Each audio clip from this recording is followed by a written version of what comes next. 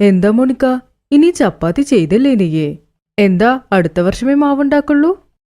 ഇല്ല ഇല്ല അമ്മേ, ഇത് മാത്രമേ ബാക്കിയുള്ളൂ.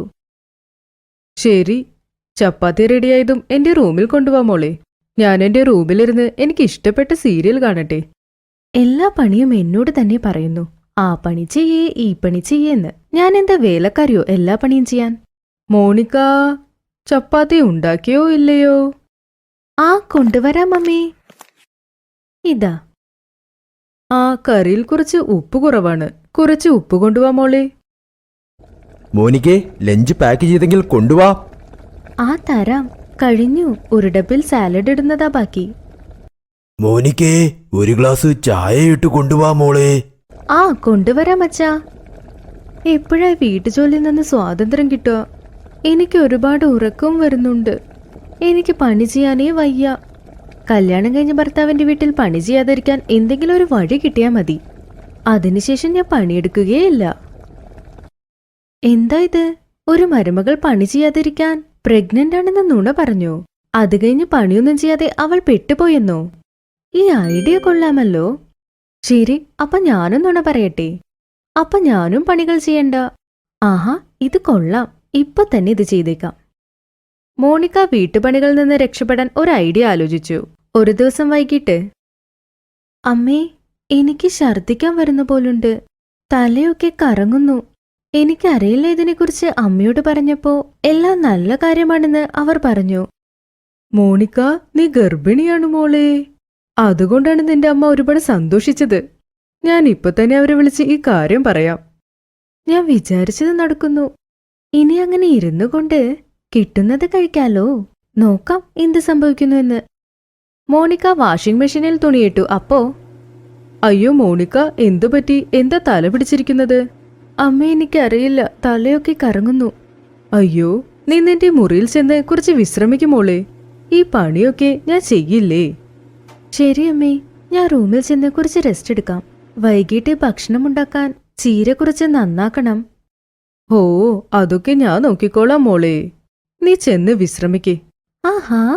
ഇപ്പൊ എനിക്ക് ജോളിയായി വിശ്രമിക്കാം. മോണിക്ക ഇതുപോലെ നുണ പറഞ്ഞ് സന്തോഷപ്പെട്ടു. അവളുടെ ഭർത്താവും ഇപ്പൊ അവളെ നന്നായി നോക്കി. ഒരു ദിവസം, ഇതിൽ എഴുതിയിട്ടുണ്ട് 3-ാം മാസം സ്റ്റാർട്ടാകുമ്പോൾ വയറ് കുറച്ച് വലുതാവണമല്ലേ? ശരി, ഈ ഷോൾ മടിച്ചു വെച്ചേക്കാം. അപ്പൊ ഒരു 3 മാസം പോലെ വയറ് കാണും. എവിടേക്കെങ്കിലും പോകുന്ന മോനെ? അതെ അമ്മേ, ഫ്രണ്ട്സ് പാർട്ടി നടത്തുന്നുണ്ട്. ഞാൻ അവിടേക്ക് പോവുകയായിരുന്നു. ചേട്ടാ, ഞാനും നിങ്ങളോടൊപ്പം പാർട്ടിക്ക് വരട്ടെ? മോണിക്ക, ഇല്ല മോളെ, ഇല്ല. നീ ഇപ്പോ ഗർഭിണിയാണ്. അതും മാസം 3 ആയിട്ടുള്ളൂ. അവിടെ ചെന്ന തിരക്കിൽ എന്തെങ്കിലും ആവശ്യമില്ലാത്തത് നടന്നാൽ പിന്നെ കഷ്ടം നിനക്കാണ്. അയ്യോ, ചുമ്മാ ഇരുന്നിരുന്ന് ബോറടിക്കുന്നു. ഇപ്പൊ ഈന്നുണ്ട പറയാതിരുന്നാൽ എനിക്കും അദ്ദേഹത്തോടൊപ്പം പബ്ബിൽ പോകായിരുന്നു. അയ്യോ, ഇപ്പൊ അമ്മായിമ്മ പറയുന്നത് കേട്ടല്ലേ പറ്റൂ. മെല്ലെ മെല്ലെ നാളുകളും കഴിഞ്ഞു.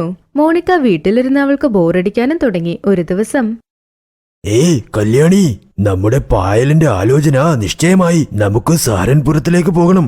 ഈ തിങ്കളാഴ്ചയാണ് ഫംഗ്ഷൻ. ആ ഫംഗ്ഷനിൽ നമ്മൾ എല്ലാവരും പോയേ പറ്റൂ. ശരി, ഞാൻ മാലയോട് പറയാം ഒരു ദിവസം മരുമകളോടൊപ്പം താമസിക്കാൻ.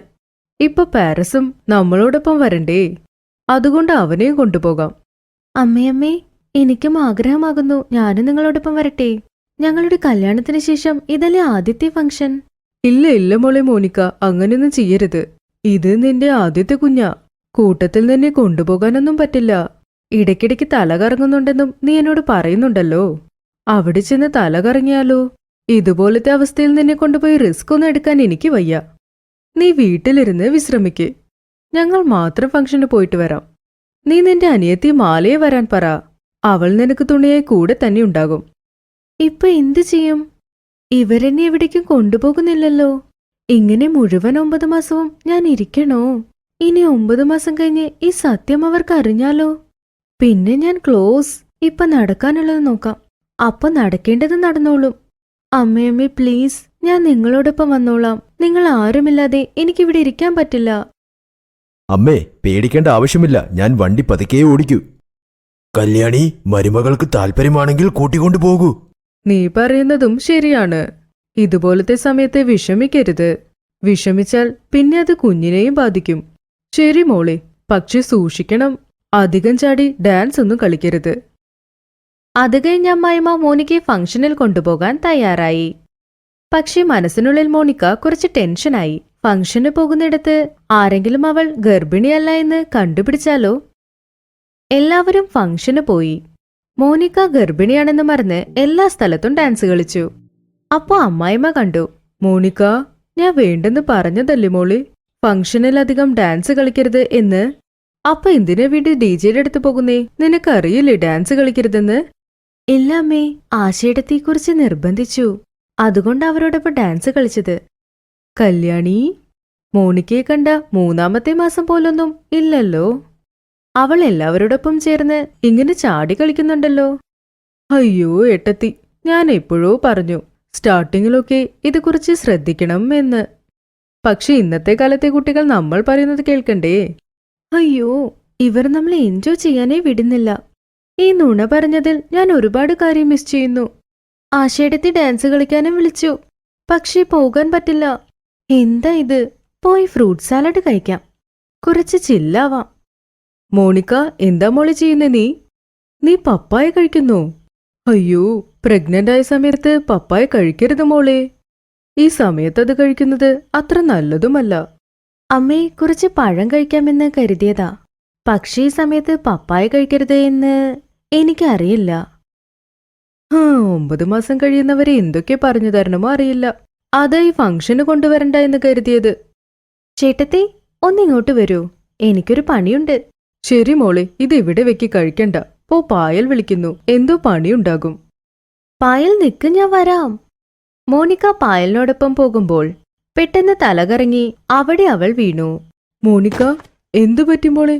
അതെ, പാരീസ്, ഇവിടെ നോക്കൂ, മോണിക്കയെ നോക്കൂ, തലകറങ്ങി വീണു. ഞാൻ എത്ര പറഞ്ഞു ഈ അവസ്ഥയിൽ നമ്മളോടൊപ്പം ഫംഗ്ഷനൊന്നും വരണ്ട എന്ന്. ആരെങ്കിലും കേട്ടോ? ഇപ്പൊ നോക്കൂ എന്ത് സംഭവിച്ചു എന്ന്. കല്യാണി, നീ മിണ്ടാതെയിരിക്കെ. ഈ സമയത്ത് നീ ഇങ്ങനെയൊന്നും സംസാരിക്കാനേ പാടില്ല. ചെറിയച്ഛ നിക്കൂ, ഞാൻ ഇപ്പൊ ചെന്ന് ഫാമിലി ഡോക്ടറെ കോൾ ചെയ്യാം. പായൽ ലേഡി ഡോക്ടറെ വിളിച്ചു. കുറച്ചു നേരം കഴിഞ്ഞ് ഡോക്ടർ വന്നു. മോനിക്കയെ ചെക്ക് ചെയ്തു നോക്കി. പേടിക്കേണ്ട കാര്യമൊന്നുമില്ല, ക്ഷീണമുള്ളതുകൊണ്ട് ഇങ്ങനെ ആയതാ. അതുമാത്രമല്ലാതെ അവർ 3 മാസം ഗർഭിണിയല്ലേ. കുഞ്ഞമ്മ 2 പേരും നന്നായിരിക്കുന്നുണ്ട്. ഈ ഡോക്ടർ എന്ത് പറയുന്നു? ഡോക്ടർ, ഞാൻ അമ്മയാകാൻ പോകുന്നു. മോണിക്ക, എന്തു പറ്റി മോളെ? നീ അമ്മയാകാൻ പോകുന്നില്ലേ? ഒന്നുമില്ല, ഇഞ്ചക്ഷൻ ഇട്ടതുകൊണ്ടാണ്. മോണിക്ക കുറച്ചു നേരം റെസ്റ്റ് എടുക്കട്ടെ, അത് കഴിഞ്ഞാലെല്ലാം ശരിയാകും. അടുത്ത ദിവസം എല്ലാവരും പായലിന്റെ നിശ്ചയം കഴിഞ്ഞ് സിറ്റിക്ക് തിരിച്ചെത്തി. ഇവിടെ നോക്ക്, 2 നേരം പാത്രം കഴുകണം, തുണി അലക്കണം, പാചകപ്പണി നോക്കണം. എന്റെ മരുമകൾ ഗർഭിണിയാ. അവൾക്ക് ഒരു കഷ്ടവും കൊടുക്കാതെ എല്ലാ പണിയും നീ ചെയ്യണം. നാളെ തന്നെ ജോലിക്ക് വാ. എന്തായിട്ടാ ഇത്? ഇത്ര പാവകളെ ആർക്കു വേണ്ടിയാ വാങ്ങിച്ചത്? അയ്യോ, ഞാൻ മുത്തശ്ശനാകാൻ പോകുന്നു. ഇത് ചെറിയ കാര്യം വല്ലതുമാണോ? മോനിക്കെ, നീ ഇനി നന്നായി റെസ്റ്റ് എടുക്കണം. ഞാനും കുറച്ചു ദിവസം ഓഫീസിൽ ലീവ് എടുക്കുക. മോളെ മോനിക്ക, നിനക്ക് ഇഷ്ടപ്പെട്ട രാജ്മ ചാവൽ ഞാൻ ചെയ്യാം. പിന്നെ നിനക്ക് മാങ്ങാപ്പുളി കഴിക്കാൻ ആഗ്രഹമുണ്ടല്ലേ? അതുകൊണ്ട് ഞാൻ പച്ചക്കറിക്കാരനോട് പറഞ്ഞിട്ടുണ്ട്, അദ്ദേഹം ദിവസവും വന്നു തരും. ദൈവമേ, ശരിക്കും അമ്മയാകുന്ന സുഖം ലോകത്തിലെ ഏറ്റവും വലിയ സുഖമാ. എന്റെ കുടുംബത്തിൽ എന്നെ എല്ലാവരും എത്ര സ്നേഹിക്കുന്നു. എനിക്ക് കുറച്ച് സുഖമില്ലാതായാൽ പോലും എല്ലാവരും എത്ര കഷ്ടപ്പെടുന്നു. ഞാൻ ജോലി ചെയ്യാൻ പറ്റാതെ ഞാൻ ഗർഭിണിയാണെന്ന് നുണയാണ് പറഞ്ഞത്. പക്ഷേ ദൈവം എന്നെ ശരിക്കും ഗർഭിണിയാക്കി. അമ്മേ, ഞാൻ നിങ്ങളെക്കുറിച്ച് കെട്ടിപ്പിടിച്ചോട്ടെ. എനിക്ക് അമ്മയുടെ ഓർമ്മ അധികം വന്നു. ഇതിന് അനുമതി ആരെങ്കിലും ചോദിക്കണോ? വാ മോളെ, വേഗം വന്നെന്നെ കെട്ടിപ്പിടിച്ചു വാ. നീ കുറച്ചുനേരം വിശ്രമിച്ചോ. ഞാൻ നിനക്ക് ചൂടായ രാജ്മ ചാവൽ കൊണ്ടുവരാൻ കേട്ടോ. വയറ് നിറയെ നീ ഭക്ഷണം കഴിക്കണം. എന്തെന്നാൽ നീ ഇപ്പോൾ ഒറ്റയ്ക്കല്ല, എന്റെ പേരക്കുട്ടി നിന്റെ അടുത്തില്ലേ? ശരി അമ്മേ. ഈ ലോകത്തിലേറ്റ സ്നേഹമുള്ളവർ എന്റെ അമ്മായിമ്മയാണ്. Thanks for watching.